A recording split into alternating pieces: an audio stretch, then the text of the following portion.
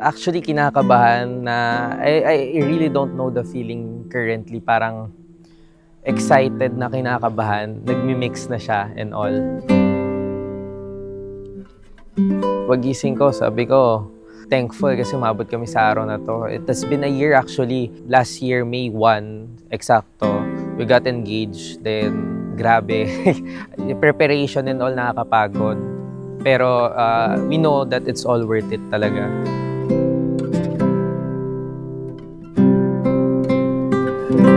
Happy. Very happy. It's very important because we prayed for this. Because it's finally here.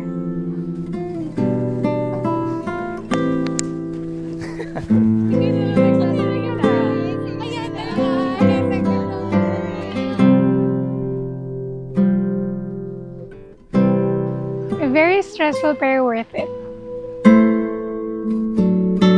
Hi babe, this is it. Thank you babe. This is just a small gift. Love you, appreciate it. Hope you appreciate it, sorry. Love you. Gusto niya ako lagi kasama sa lahat ng milestones and achievements and problems na meron siya. So, napakaganda nito kasi yun nga, yung taong makakasama mo, alam mo na ikaw yung hinahanap niya sa bawat pagsubok sa buhay.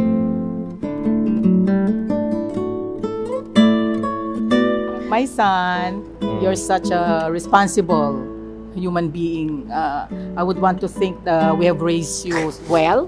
Love your wife, treat her as a queen, and you will be his king forever.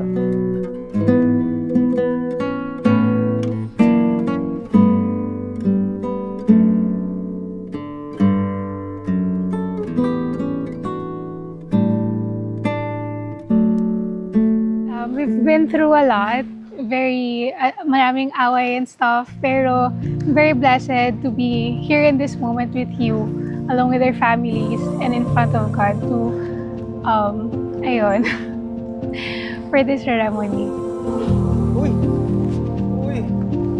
Babe, happy wedding day to us. I hope magustuhan mo yung gift ko. I bought this for you to use every day. I love you.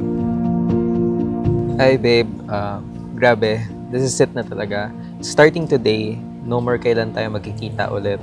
No more days without seeing you in person. I never thought na ganito kabilis ang panahon. It has been a year ago since we got engaged, May 1, 2023 to be exact. And I can still remember like it was yesterday. Dear Aaron, as we stand in the brink of forever, I find myself reflecting on our incredible relationship. A journey that began sa church. We were kids then, pero from those early days, God was weaving our stories together. And from friends, we became soulmates with divine and loving hand.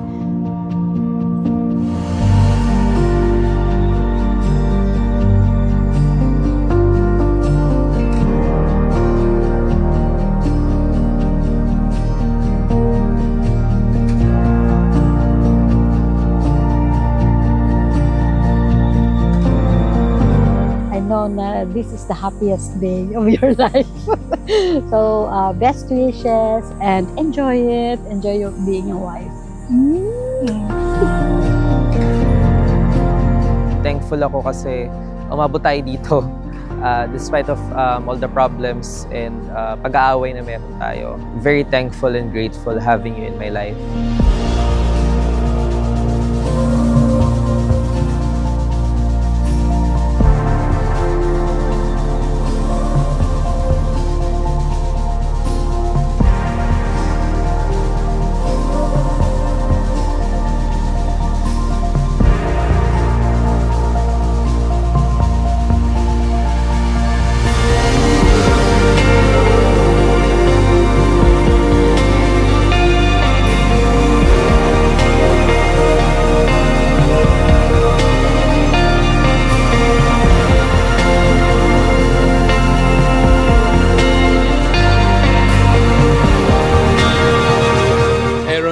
Do you understand and accept this responsibility?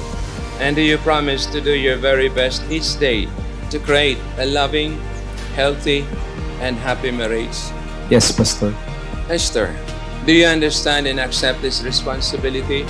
And do you promise to do your very best each day to create a loving, healthy, and happy marriage? Yes po, Pastor.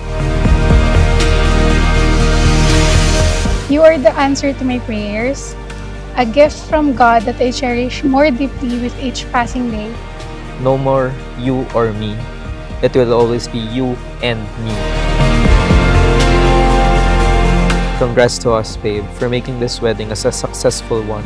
We really made it. I love you. As we prepare to vow our lives to each other, I'm grateful for God's provision and the love He has nurtured between us. I love you.